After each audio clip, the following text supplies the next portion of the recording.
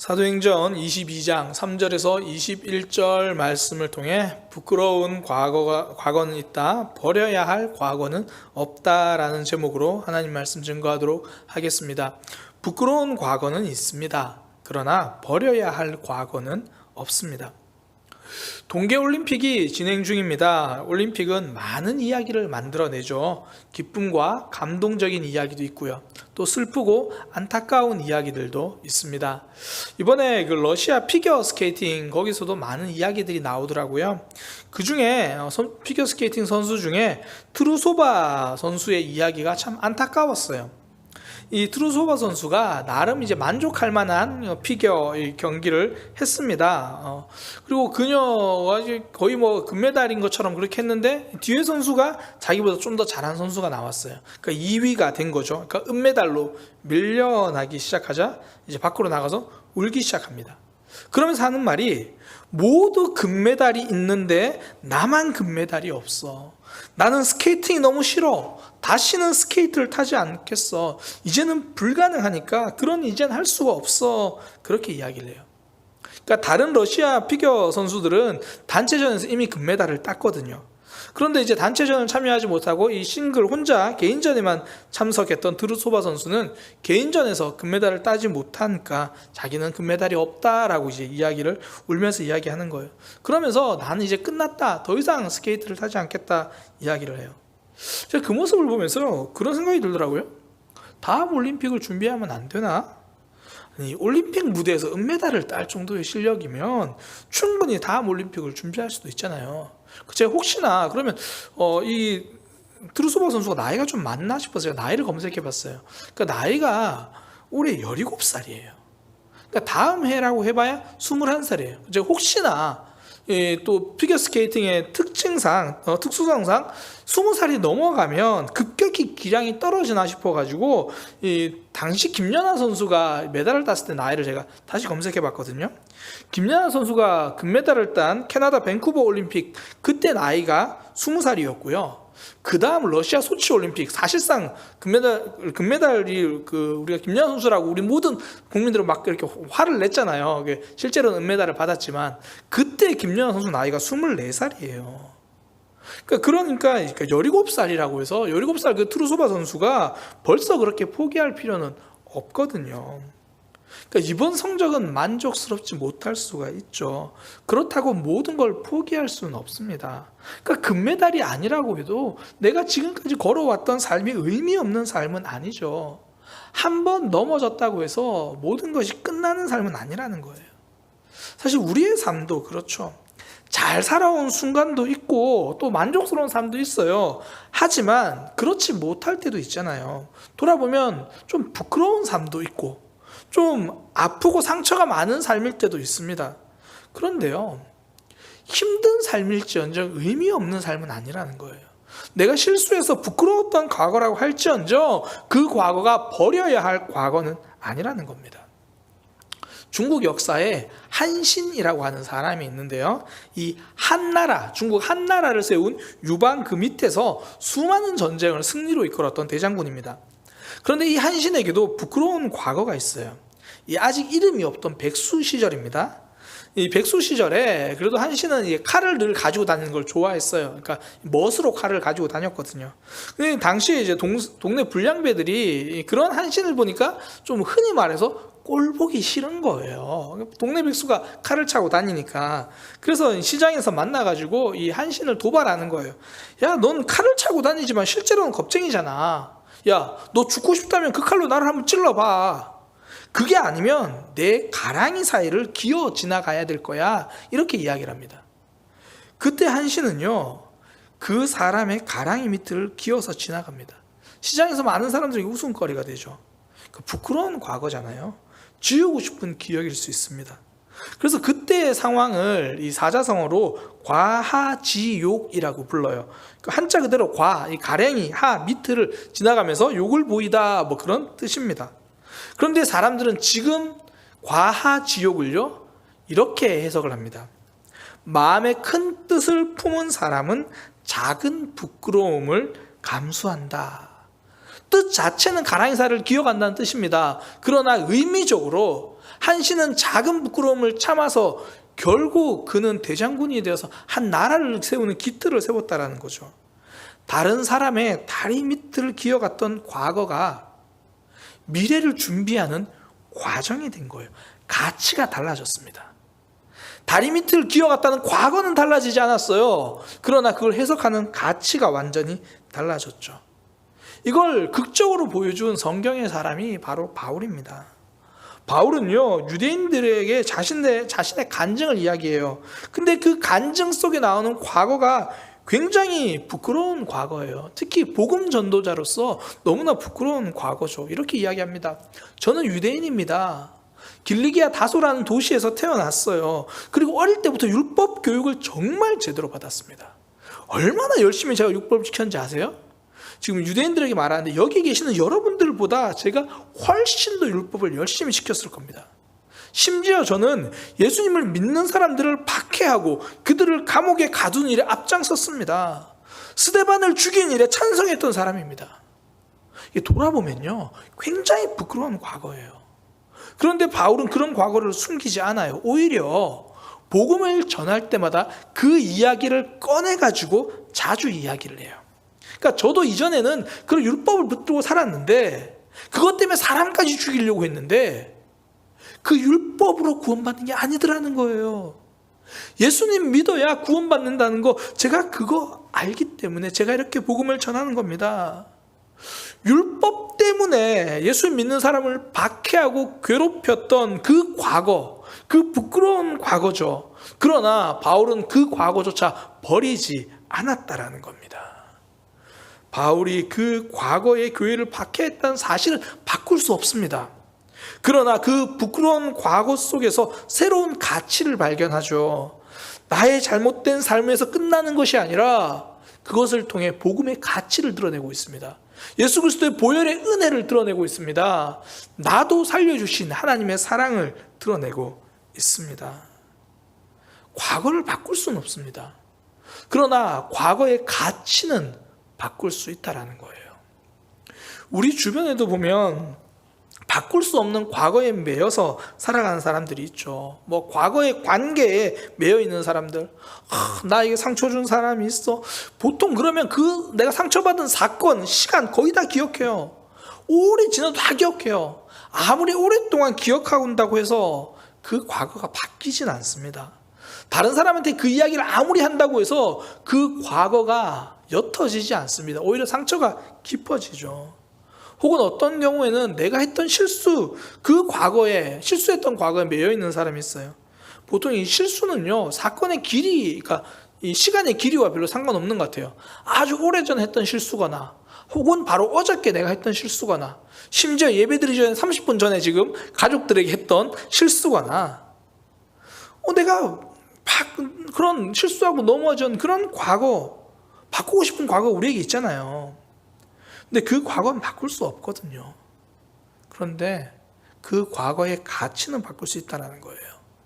오늘 설교 제목으로 이야기한다면 부끄럽고 아픈 삶일 수는 있어요. 그러나 그걸 꼭 버려야 할 삶으로 생각할 필요는 없다는 거죠. 그 속에 숨은 가치를 드러낼 수 있습니다. 오늘 그 이야기를 함께 나누려고 하는 거예요. 나에게 아픈 삶도 있고 부끄러운 삶도 있는데 그 과거는 바꿀 수 없지만 어떻게 하면 그 가치는 다시 바꿀 수가 있는가? 먼저는요, 인정이에요. 인정. 내 모습을 인정하는 것.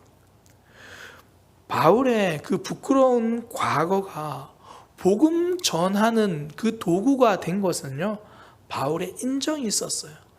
맞아요. 저 박해했던 사람입니다. 사실 바울이 이렇게 그의 부끄러운 과거가 이 복음 전하는 도구가 되기 위해서 결정적인 사건은 회심이에요. 바울이 돌이킨 거거든요. 그러니까 사람이 달라지니까 이전 모습이 아름답게 해석될 수 있는 거죠. 뭐 예를 들어 그런 거예요. 저도 뭐 좀 부끄러운 이야기인데, 제가 이제 대학교 4년 동안 제가 경영정보학을 전공했는데요.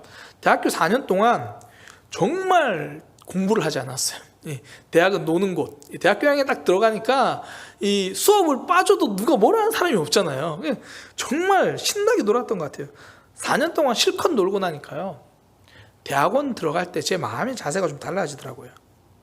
이 대학교 전공이 경영정보학인데, 누가 저한테 경영정보학에 대해서 물으면, 사실 지금 홍창호 장로님이 하시는 일이 거의 그거거든요. 저 물으면 아는 게 없어요. 대답할 수 있는 게 없어요. 근데 그게 너무 부끄럽더라고요. 그래서 대학원 가면 그러지 말아야겠다. 특별히 신학이니까, 영혼을 대하는 일이니까 정말 제대로 공부해야겠다. 그래서 제가 대학원 3학년 때 사역 시작하기 전까지 1, 2학년 때까지는요, 도서관에 살았습니다. 도서관에 계속 있었던 거예요. 그러니까 대학교 생활과 그 대학원 생활이 달라지니까, 비록 많이 놀고 부끄럽던 과거긴 하지만 정신 차릴 수 있었던 기회가 된 거죠. 새로운 가치가 들어가기 시작하는 겁니다. 그러니까 놀던 삶이 공부하는 삶으로 회심할 수 있는 그 기회가 된 거죠. 바울이 그래요. 예수님 믿고 달라졌습니다. 회심했습니다. 그러니까 달라진 거죠. 근데 우리도 사실 좀 달라져야 된다는 거 다 알고 있죠. 뭐 자녀들에게 화를 냈던 과거가 있어도 오늘부터 달라진다면 사실 그 부분들이 다 우리가 서로 용서할 수 있잖아요. 그러니까 돌이킴과 회심, 이게 있으면 된다는 거예요. 그런데 이 돌이킴과 회심을 위해서 필요한 게 바로 인정이라는 거예요. 나 자신을 인정하는 것, 지난 삶을 그대로 인정하는 것. 바울이 예수님을 만난 사건을 보면요, 예수님과 바울의 대화가 나오잖아요.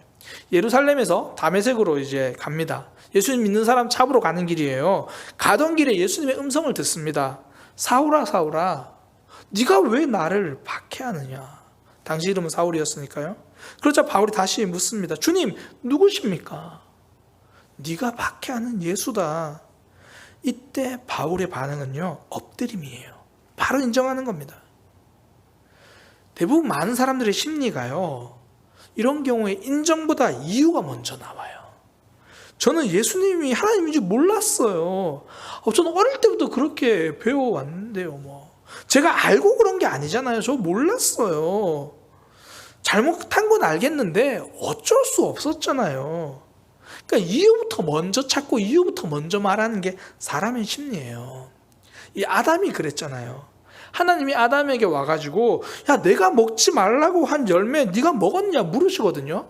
그때 아담은 그 바울과 대답이 달라요. 하나님이 저에게 주신 그 여자가 저한테 그거 먹으라고 준 거예요.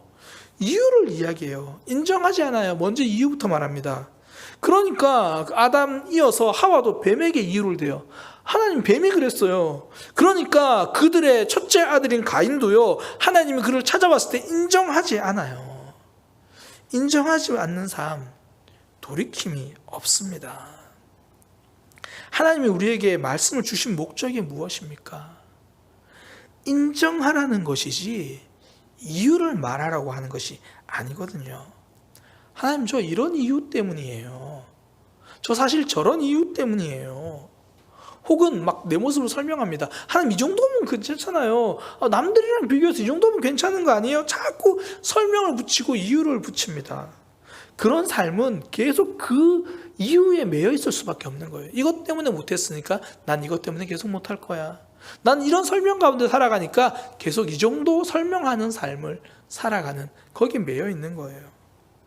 돌이킴과 회심의 사람들을 보면요, 항상 이유보다 아멘이 먼저입니다. 인정하는 거예요. 그 느헤미야 1장을 보면요, 느헤미야의 회개 기도가 나오는데, 그 느헤미야가 이런 상황입니다. 나라가 다 망하고 지금 포로로 잡혀가서 이제 페르시아라는 나라가 다스리게 되는데, 느헤미야가 그 페르시아 황제의 오늘날로 말하면 비서실장쯤 이렇게 되는 거예요. 그런데 이 자기 나라, 이 자기 민족이 있던 그 이스라엘 땅 예루살렘의 그 소식을 듣는데, 너무 나라가 땅이 지금 황폐하고 엉망이라는 거예요. 그 이야기를 듣고요, 예레미야가 통곡하며 회개합니다. 이게 본인이 죄를 지은 것도 아니거든요. 그럼에도 불구하고 회개 기도부터 시작해요. 하나님, 우리의 죄입니다. 우리 민족의 죄입니다. 저도 거기에서 자유로울 수 없습니다. 나는 아닙니다라고 말하지 않습니다. 그냥 통째로 인정하는 거예요. 그러니 무너진 나라도 다시 세우는, 민족도 다시 일으키는 사람이 되잖아요. 사단은 인정하는 것을 부끄러운 것이라고 속여요. 아담이 죄를 짓고 제일 처음 한 게 자신을 가리는 거거든요. 나뭇잎으로 자기 자신의 몸을 가립니다. 거기에 더해서 동산나무 뒤에 숨습니다. 가리고 숨고, 이건 하나님이 원하시는 삶이 아닙니다. 사단의 속임수죠. 하나님은요, 벗은 몸에 아담을 흉보지 않으세요. 처음부터 벗고 있던 아담을 추하다고 말하신 적이 없습니다. 부족하다고 말하신 적이 없습니다. 있는 모습 그대로 하나님은 받아주시는 거예요. 제가 오늘 말씀을 묵상하면서요, 예수님과 이 바울의 대화가 정말 이 고수들의 대화구나, 그런 생각이 들어요. 예수님이 제일 먼저 사울에게 이렇게 말씀하시거든요. 사울아 사울아, 네가 왜 나를 핍박하느냐. 너의 과거를 알고 있다는 이야기죠. 너의 삶을 알고 있다는 이야기죠. 박해하는 너의 그 모습 다 알고 있다라는 거예요. 그때 바울은 처음에 이렇게 말해요. 주여 누구십니까? 어찌 보면 이게 바울의 마지막 회피일 수 있어요. 혹시나 확인하려는 몸부림. 사실 네가 왜 나를 박해하느냐 알죠. 그 말이 무슨 말인지. 그러나 마지막 회피는 하고 싶었던 것 같아요. 주여 누구십니까? 그때 들리는 피할 수 없는 말씀. 네가 박해하는 예수다. 이 한마디에 바울은 완전히 항복합니다. 모든 것을 인정합니다. 이유를 벗어 던집니다. 주여 무엇을 하리이까? 하나님 다 맞습니다. 저는 박해자입니다. 다 맞습니다. 제 삶이 그러했습니다. 말씀 앞에서 내 모습을 인정하고 벌거벗고 하나님 앞에 서는 거예요. 믿음은요, 영적인 알몸 신앙을 가지는 겁니다. 부끄럽다고 숨기지 않고 좋은 모습 보이려고 화려하게 치장하지 않고 그냥 인정하는 영적인 알몸 신앙. 지금 신앙생활 잘하고 있는 제자의 고백을 제가 들은 적이 있어요. 이렇게 고백하더라고요. 저는 하나님에게 등 돌리고 있었어요. 교회는 열심히 다녀오고 있었거든요. 교회 사람들과 잘 어울리면서 좋은 관계는 맺고 있었어요. 그러나 그 마음은 하나님과 등 돌리고 있었다고 있는 그대로 인정하는 거예요. 거기에는 그 어떤 이유도 추가하지 않더라는 거예요. 그냥 인정하는 거예요. 사실 우리 과거를 돌아보면 이유가 없는 삶은 없어요. 왜 그렇게 사람을 미워하냐? 제가 어릴 때 아픔이 있어서 그래요. 왜 그렇게 날카롭게 살아갔느냐? 사는 삶이 팍팍해서 그래요. 왜 하나님께 나오지 못하느냐? 그래도 제가 이 정도는 못한 건 아니잖아요. 사실 우리의 삶을 보면요, 악하려고 악했던 건 아니잖아요. 하나님께 멀어지려고 노력했던 삶은 아니에요. 단지 그럴 수밖에 없었던 이유는 늘 있어요. 그럴 수밖에 없는 이유가 있다고 해서 계속 그 자리에 머물러 있을 수는 없잖아요. 이런저런 이유 하나 둘씩 내 삶에 껴입기 시작하다 보면요, 하나님 앞에 영적인 알몸이 되지 못하죠. 여전히 거기에만 머물러 있는 거죠. 그래서 데살로니가 전서 5장 22절은 이렇게 말합니다. 악은 어떤 모양이라도 버리라. 어떤 이유로 포장하지 말고 감싸지 말고 설명하지 말라는 거예요. 죽음은 이유를 들어주지 않잖아요. 내가 어떤 삶을 살았든지 내가 어떤 모습을 가졌든지 이유를 듣지 않고 죽음은 찾아옵니다. 그래서 죽음을 이길 수 있는 구원도요, 그 회심의 길도 이유를 듣지 않는 거예요. 그냥 하나님 앞에 아멘, 그 한마디가 우리를 살립니다. 바꿀 수 없는 과거를 가치 있는 과거로 바꾸려면요, 제일 먼저 해야 하는 것, 인정이라는 거예요. 그럴 수밖에 없는 100가지 상황이 있어도, 나를 이렇게 내몰아간 1000명의 사람들이 있어도 하나님이 우리에게, 나에게 원하시는 것은 내 입술에서 나오는 아멘입니다. 하나님, 제가 그랬습니다. 하나님, 제가 사랑하지 못했습니다. 하나님, 저는 여전히 미움 속에 갇혀 있습니다. 내가 인정할 때 그때부터 돌이킴이 시작되는 거예요. 달라집니다. 회심이죠. 그때부터 우리의 과거는 가치 있게 달라지는 거예요. 상처받았던 과거라면 이제 아픔을 극복한 과거가 될 거예요. 넘어졌던 과거라면 오히려 그 넘어짐을 통해 하나님의 은혜를 드러내는 과거가 될 겁니다. 그렇게 내 모습을 인정하고 나면 그 다음 필요한 건요, 말씀에 귀를 기울이는 삶이에요. 영적인 알몸 신앙, 그렇게 되어서 하나님 인정하면 이건 출발선에 서는 거거든요. 왜 달리기 선수들이 출발선에 서서 신호를 기다리잖아요. 뭐 쇼트트랙도 그렇고 스피드 스케이팅도 그렇더라고요. 신호를 기다려요. 출발선에 선 모습. 그 다음 필요한 게 뭐죠? 팡 하는 소리를 듣고 달리는 거예요.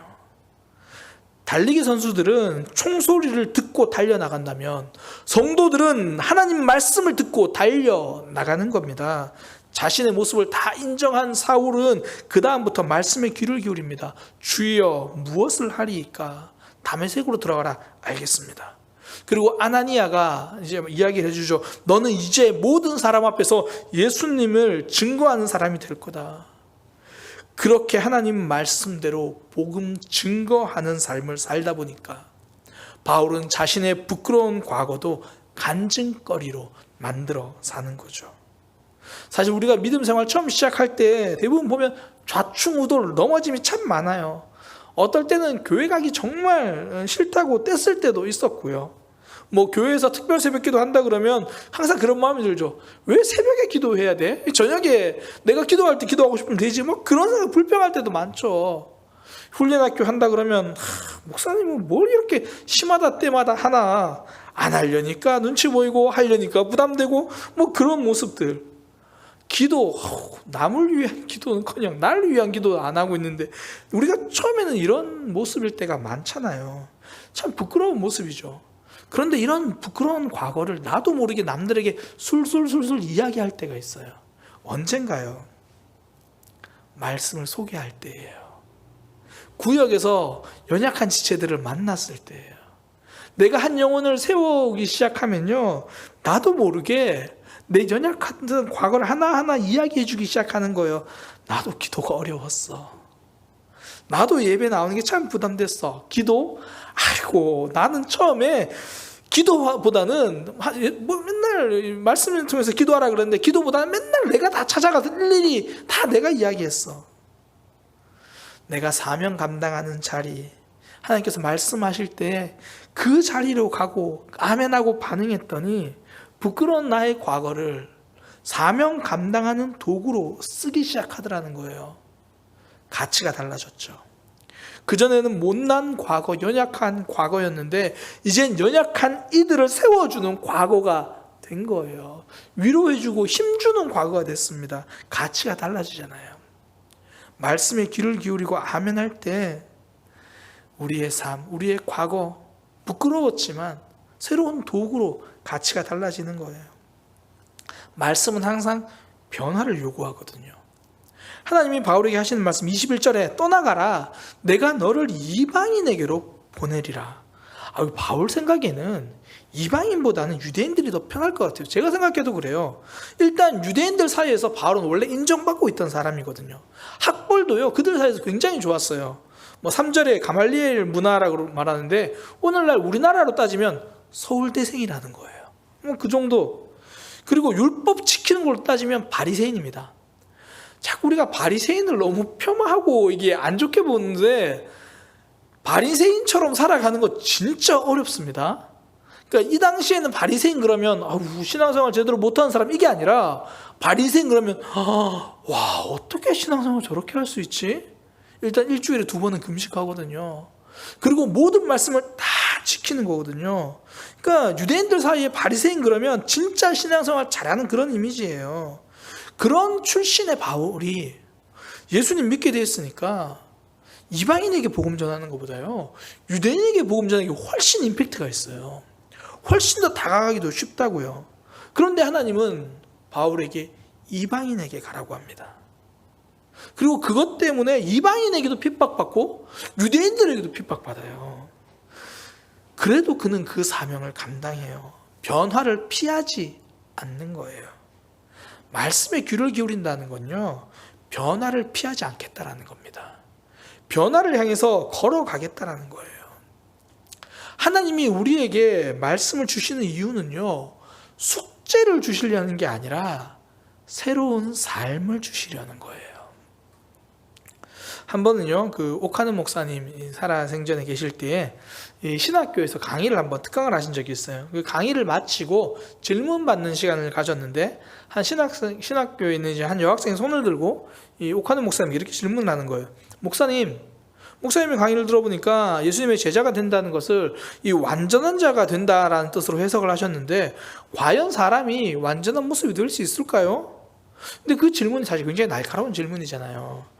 그래서 그 질문을 받은 오카는 목사님이 이거 어설프게 그냥 얼버무리면 안 되겠다는 생각이 들어서 하나님께 기도했대요. 하나님 어떻게 대답해 주면 좋을까요? 그러면서 하나님께서 주시는 마음으로 대답을 한 게, 저도 완전하다라는 말을 별로 좋아하지 않습니다. 사실 그 말을 붙일 만한 사람을 찾는다면 한 사람도 없을 겁니다. 그래서 저는 성경을 읽을 때마다 이렇게 불평합니다.